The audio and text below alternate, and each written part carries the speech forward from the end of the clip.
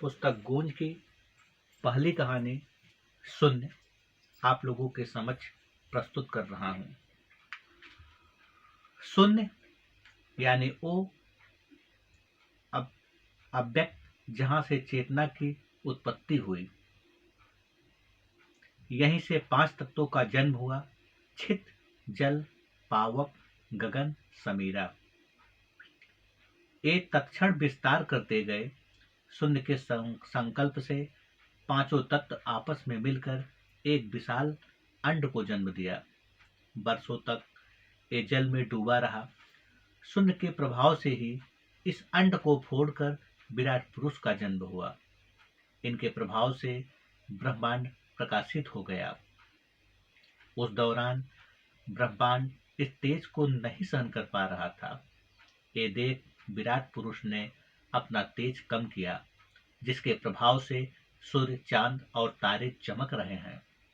वो विराट पुरुष जल में सो गया, जिसके नाभि से शरीरधारी पुरुष ब्रह्म का जन्म हुआ। ब्रह्म स्वयं को देख घबराते हुए, मैं कौन हूँ, कहाँ से आया हूँ, ये जानने के लिए वे भटकने लगे। कहीं कुछ समझ नहीं आया। वो हताश चिल्लाने लगे, ब्रह्म, मेरा जन्म लेने का क्या कारण है? कौन है मेरे पिता? तभी आकाशवाणी हुई, शून्य, मैं शून्य हूँ।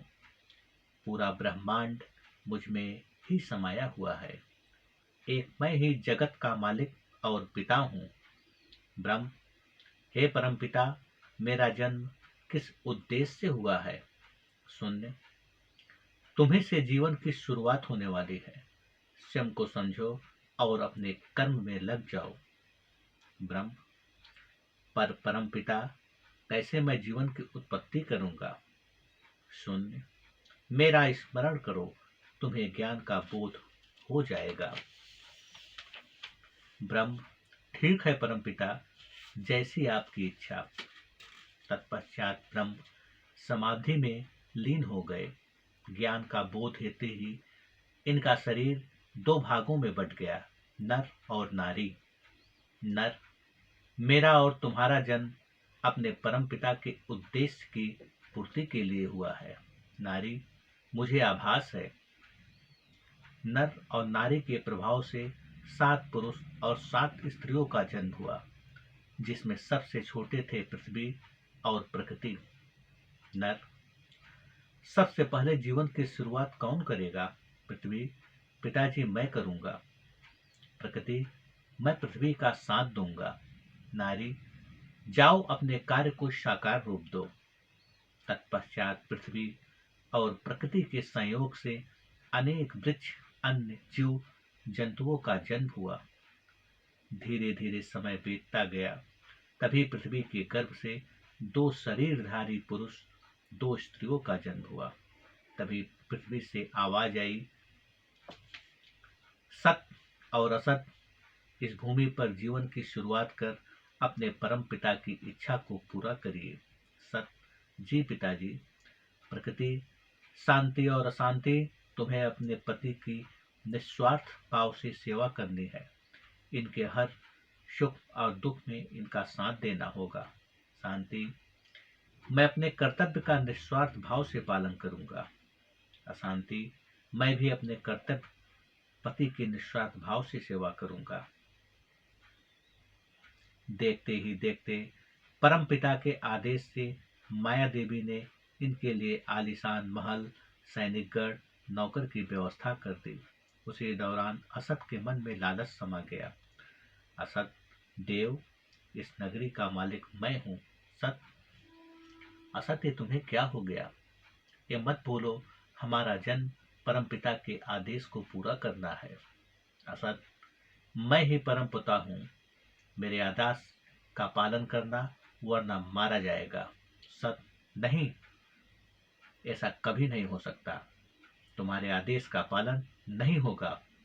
शांति, अब भी वक्त है, पाप की शुरुआत मत कर, उस परमपिता से डर जो सबका मालिक है। अशांति, अब से सबका मालिक असत है। सत, मेरे होते हुए तू अपनी उम्मीद में कभी कामयाब नहीं होगा। असत, सेनापति, क्रोध, देखते क्या हो, इन्हें बंदी बना लो। क्रोध, जी महाराज, जैसी आपकी इच्छा।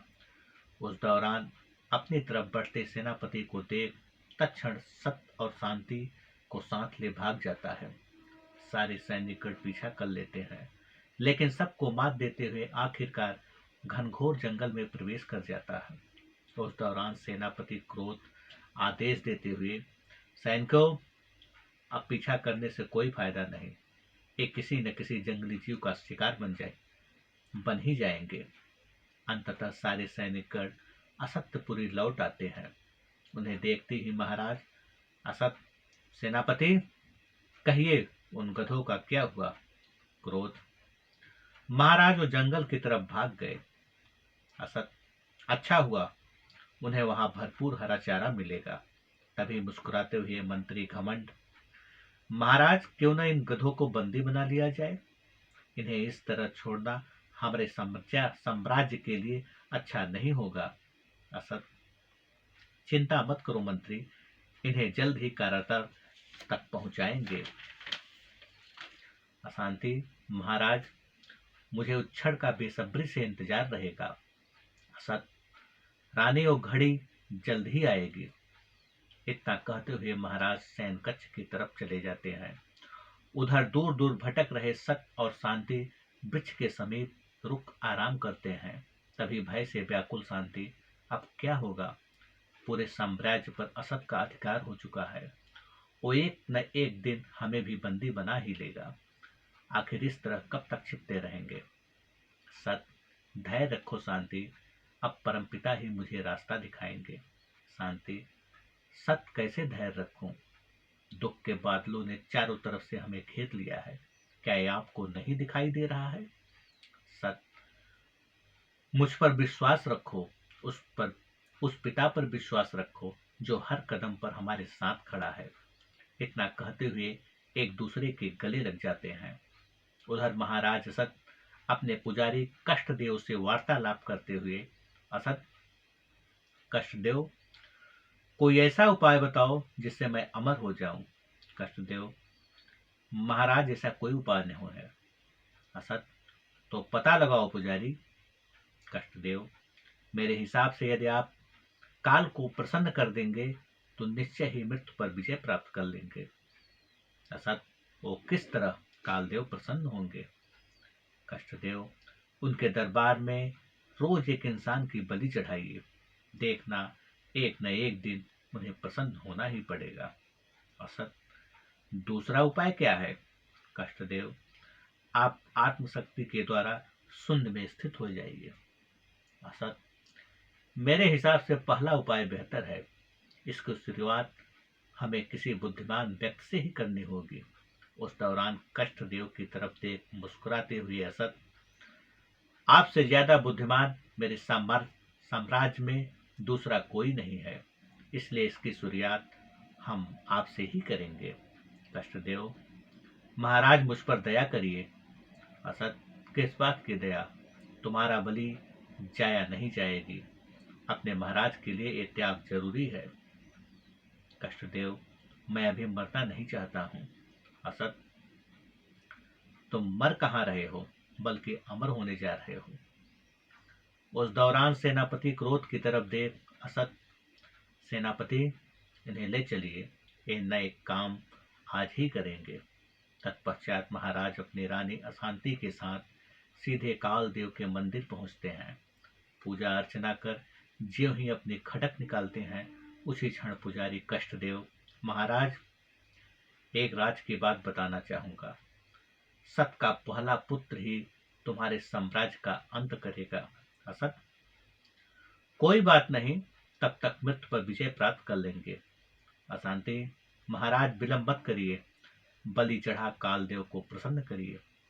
अंतः महाराज बलि चढ़ा प्रसाद के तौर पर रक्त का रसपान करते हैं। तभी सेनापति क्रोध, मंत्री घमंड, सारे सैनिकगण जय जयकार करने लगते हैं। तत्पश्चात महाराज अपने रथ पर सवार हो सीधे महल पहुंचता है। उस रात महाराज को परेशान देख रानी अशांति, महाराज, आखिर क्या बात क्या है? आप इतने परेशान दिखाई दे रहे हैं? असद, मुझे कष्टदेव की बातें सता रही है। यदि जल्द ही कोई उपाय न मिला, ये मेरे लिए अच्छा नहीं होगा। अशांति, सारे सैनिकगण को उनकी खोज के लिए लगा दीजिए। देखना वे आपसे बचकर नहीं निकल पाएंगे। असद, तुम्हारा कहना ठीक ही है, हमें ऐसा ही करना होगा। तत्पश्चात महाराज सैन कक्ष की तरफ चले जाते हैं। उधर जंगल में किसी तरह सत दुख का पल बिता रहा था।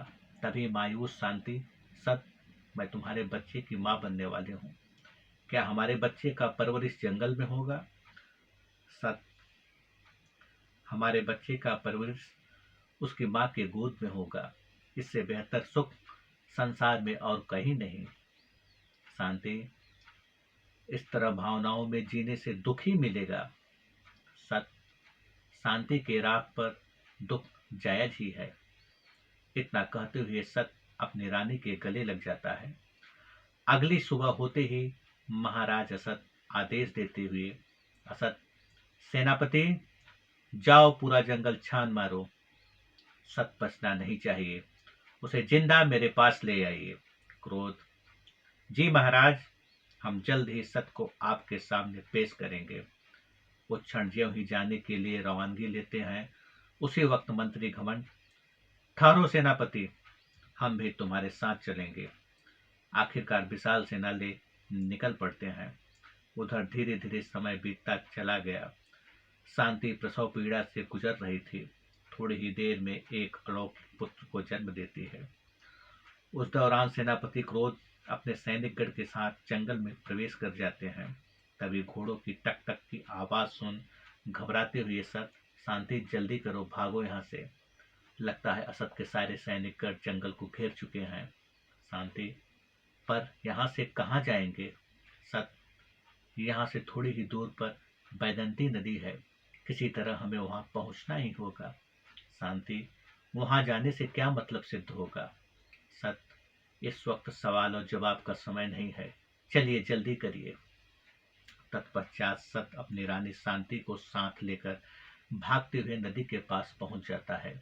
सत, शांति, बस थोड़ी ही देर में सैनिकगण यहाँ पहुंच जाएंगे, हमें बच्चे को छोड़ना होगा वरना हम सब मारे जाएंगे। शांति, नहीं, नन्ही सी जान को किसके भरोसे छोड़ेंगे? सत, विश्वास करो अपने परम पिता पर, वह हमारे साथ है। उस क्षण सत चार छूल के पत्ते तोड़ डलिया के आकार का आकृत बनाता है।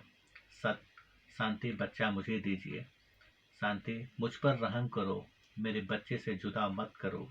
सत, इसके जीवन के लिए हमें इसे जुदा करना ही होगा। इतना कहते हुए बच्चा को अपने गोदी में ले आखिरी बार चुम्बन लेते हुए उसे डोली नुमा झूले में रख बैजंती नदी में एक संदेश के साथ छोड़ देता है। उस दौरान अपने आंसुओं को नहीं रोक पाता, बेसुध शांति के गले लग जाती, वहीं बैठ जाता है। तब तक सेना की टुकड़ी उन्हें चारों तरफ से घेर लेती है। तभी मुस्कुराते हुए सेनापति क्रोध, अगर मिलन हो चुका हो तो चलिए, राज दरबार में तुम्हारा स्वागत होना बाकी है। घमंड, सैनिकों, देखते क्या हो, इन्हें बंदी बना लो। अंततः सत और शांति को बंदी बना लेकर चल देते हैं। थोड़ी ही देर में राज दरबार पहुंच जाते हैं। उस क्षण महाराजा असद देखते ही मेरे नयन देखने के लिए बेताब है। मैं अब अति प्रसन्न हुआ। उसी दौरान सेनापति क्रोध की तरफ देख असद, सेनापति, ससम्मान कालकोठरी की तरफ ले जाइए, इनके लिए इससे बेहतर स्थान और कोई नहीं। क्रोध, जी महाराज। उस क्षण महाराज को देख मुस्कुराते हुए सत, महाराज, मुस्कुराहट हमारे होठों की शान बन चुकी है, अब बैठकर सोचिए क्यों। असद, ले जाओ इसे, बंद कर दो कालकोठरी में। सेनापति ने ले जाकर कालकोठरी में कैद कर देता है।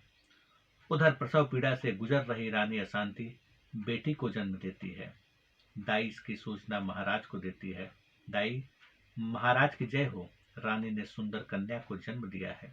असद, इस खुशी पर कालदेव को एक नहीं बल्कि 10 बलि चढ़ाएंगे।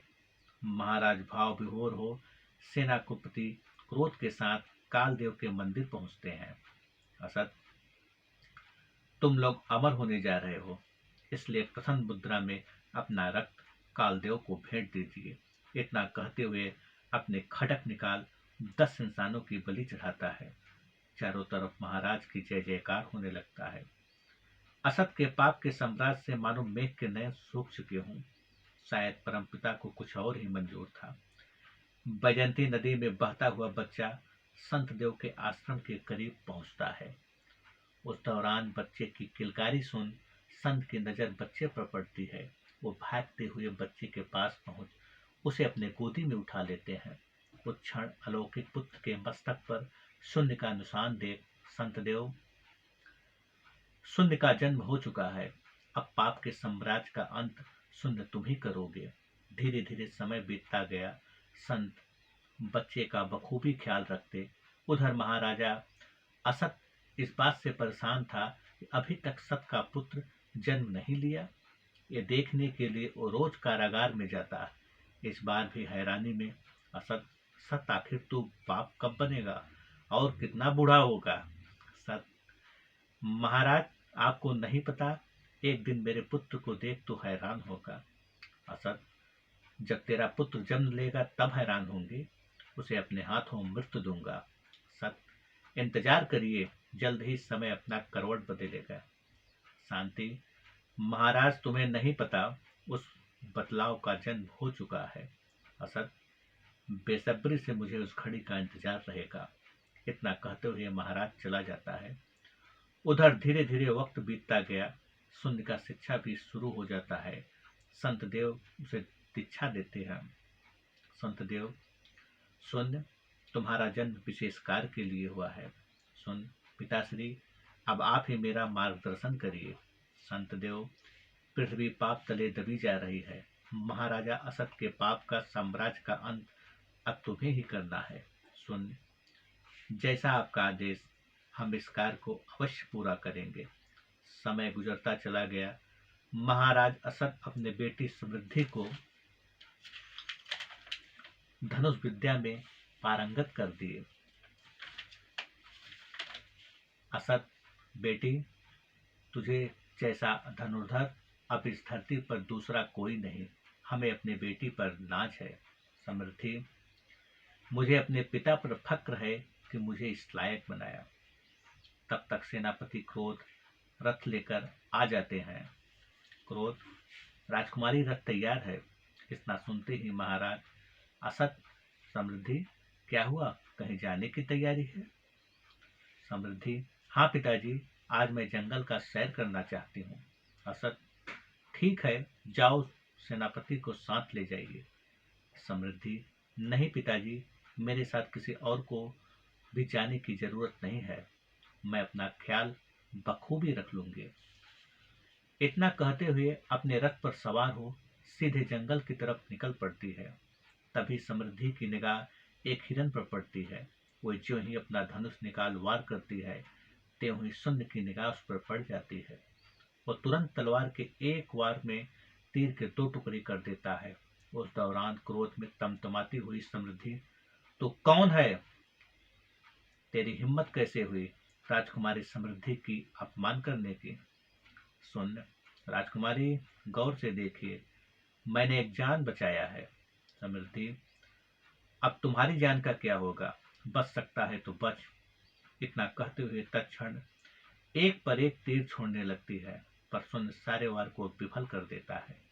शून्य, अब तीर खत्म हो चुका है, जाओ कोई ऐसा तीर बनाओ जो शून्य की सीमा तक पहुंच सके। समृद्धि, इस गुस्ताखी के लिए तुझे जल्द ही मृत्यु मिलेगा। सुन, मृत्यु हमारा पहरेदार है, जो अभी सो रहा है, उसे जगाने की भूल मत करना। क्रोध में बड़बड़ाती हुई राजकुमारी समृद्धि वहां से रवानगी देती है। थोड़ी ही देर में अपने महल पहुंच जाती है। उस दौरान महाराज अपने बेटी को मायूस देख, असत, बेटी क्या हुआ, तुम्हारे चेहरे पर यह मायूसी कैसी? समृद्धि, पिताजी, आपके साम्राज्य में किसी ने मेरा घोर अपमान किया है। असत, कौन है उस शख्स जिसने मेरी बेटी का अपमान किया। समृद्धि, वो शख्स बैदंती नदी के पास रहता है। इतना सुनते ही मंत्री घमंड, वहां तो संत देव का आश्रम है। असत, सेनापति जाओ, उसे मेरे सामने पेश करो। क्रोध, जी महाराज। सेनापति सेना की टुकड़ी ले सीधे जंगल की तरफ चले जाते हैं। इधर महारानी अशांति अपनी बेटी को समझाते हुए, बेटी अब तो मायूस मत हो, उसे इस गुस्ताखी की सजा जरूर मिलेगा। इतना कहते हुए अपनी बेटी समृद्धि को गले लगा लेती है। उधर तब तक सेनापति संतदेव के आश्रम पहुंच जाते हैं। देखते ही क्रोध, संतदेव, कौन है उस शख्स जिसने राजकुमारी का अपमान किया? देव, सेनापति तुम्हें कोई भूल हुआ है, यहाँ ऐसा कोई शख्स नहीं है। सुन सेनापति, वो शख्स मैं हूँ जिसने एक नन्ही जान को बचाया। क्रोध, सैनिकों इसे बंदी बना लो। सुन, इसकी कोई जरूरत नहीं, वैसे भी मैं महाराज से मिलने के लिए बेताब हूँ।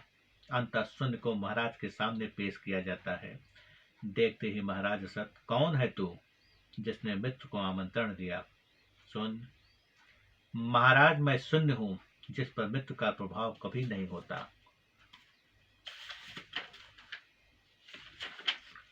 असत,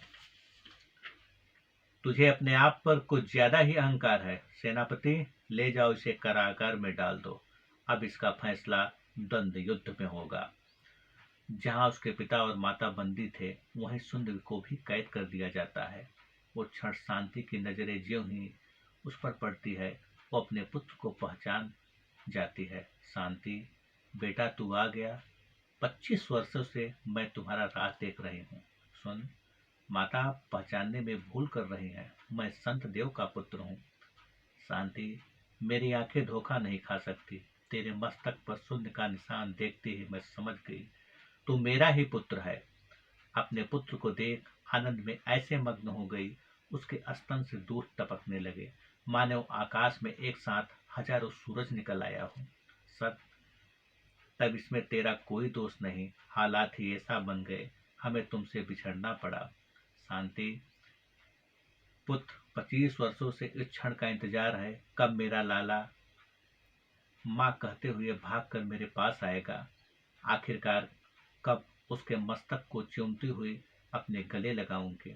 तत्पश्चात शांति अपनी बाहें फैला लेती है। उसके ममतामयी आंसू टपक रहे थे, मानो प्रत्येक आंसू में अनंत प्रेम छिपा हो। ये देख सुंद की आंखें भर जाती है।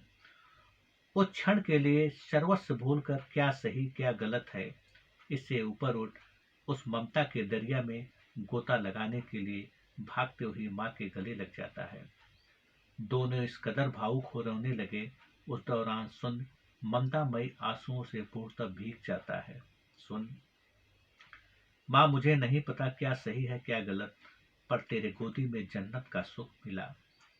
अपने आंसुओं को पोंछते हुए सुन गदगद वाणी से, माँ तेरे जख्म ये दुख मुझसे नहीं देखा जाता। शांति, पुत्र हमने इस जख्म की तरफ तो कभी देखा ही नहीं। जब तो मेरे हृदय में था, दिन रात सिर्फ यही चिंता थी, मेरा पुत्र ठीक तो है। यही सोच सोचकर एक एक पल भारी लग रहा था। सुन, माया जंजीरें अब ज्यादा देर तक नहीं रोक पाएगी। हम जल्द ही पाप के साम्राज्य का अंत कर आपको यहाँ से ले चलेंगे। बातों बातों में रात गुजर जाती है। सेनापति क्रोध सुन को पुनः महाराज के सामने पेश करते हैं। असद, तुझे अपने वीरता पर नाज है, इसलिए मृत्यु भी तुझे उसी अंदाज में दिया जाएगा। सुन, मृत्यु से आंखें मिलाने के लिए मैं बेताब हूँ। असद, मंत्री घमंड, द्वंद्व युद्ध में इसकी छाती फाड़ अपनी कृति बढ़ाइए। घमंड, महाराज अब इसके रक्त से ही आपका चरण धोएंगे। तभी महाराज की तरफ देख सुन, यदि विजय हमारा हुआ तो असत, तो ससम्मान तुम्हें यहाँ से जाने दिया जाएगा। अंत भयंकर युद्ध छिड़ जाता है। मंत्री के हर प्रहार को सुन विफल कर देता है। उस दौरान एक ही वार से घमंड का गर्दन तोड़ देता है। वो वहीं तड़पते हुए दम तोड़ देता है। सुन की वीरता देख मेघ बरस पड़ा।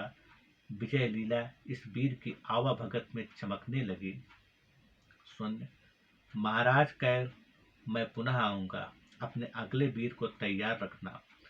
इतना कहते हुए सुन वहां से चला जाता है। थोड़ी ही देर में वो अपने आश्रम पहुंच जाता है। उस क्षण संत देव को देखते ही सुन, पिताश्री, मेरे पीछे कौन सी सच्चाई छिपी हुई है? संत देव, हाँ, मुझे उस क्षण का इंतजार था। जब तू स्वतः पूछेगा तो ही हम बताएंगे। वो समय अब आ गया।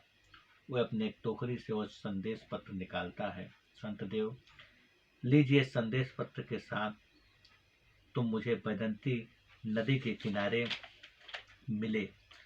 उस दौरान पत्र सुन के हाथों में दे देता। उस पत्र को पढ़ते ही, सुन मेरे पुत्र, आज मैं तुमसे बिछड़ रही हूँ, मानो चांद आकाश से अलग हो रहा है। पुत्र, उस क्षण मेरे आंसू की धार इतनी तेज हो गई, तुझे आखिरी बार चूम नहीं पाई। मैं परमपिता के भरोसे तुझे छोड़ रही हूँ। ये आस लगाए बैठी रहूंगी, कब मेरा पुत्र मेरे पास आएगा, कब उसे चूमते हुए गले लगाऊंगी। तुम्हारी माता शांति तुम्हारा इंतजार कर रही है। पत्र पढ़ते ही सुन की आंखें भर आई। वो अपने माता पिता से मिलने के लिए बेताब हो गया। संत देव, सुन, सब रखो, विजय तुम्हारा ही होगा। उसी क्षण राजकुमारी समृद्धि वहां पहुंच जाती है। उसके आंखों में आंसू भरे थे। वो गदगद बाड़ी में, समृद्धि, सुन, मुझे क्षमा करना। मैं अपने पिता के पापों को देख हैरान हो गई। वे रोज इंसानों की बलि चढ़ाते हैं। वे इसलिए एक दिन वे अमर हो जाएंगे। उनका पूरा शरीर धीरे धीरे बर्फ हो चुका है। यदि 2 प्रहर और बीत गया तो उनका पूरा शरीर बर्फ हो जाएगा।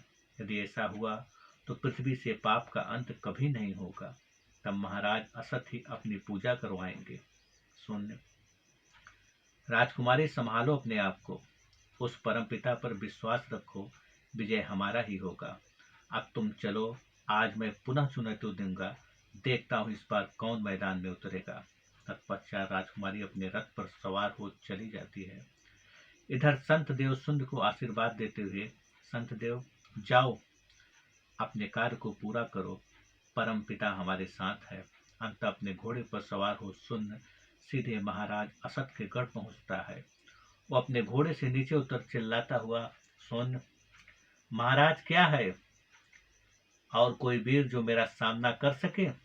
असत, आज तेरी मृत्यु तुझे यहाँ ले आई है। क्रोध में महाराज चिल्लाते हुए, असत, सेनापति, जाओ, इसका वध कर अपने महाराज की कीर्ति बढ़ाओ।